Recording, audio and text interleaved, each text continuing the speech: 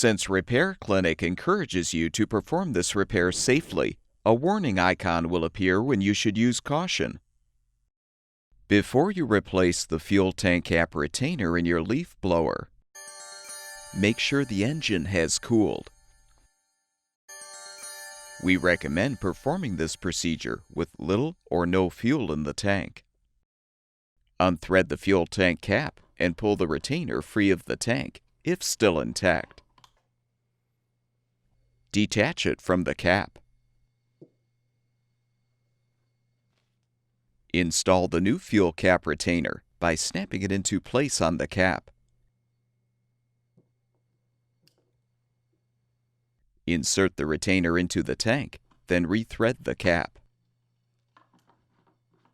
Refill the fuel tank if necessary, and your leaf blower should be ready for use.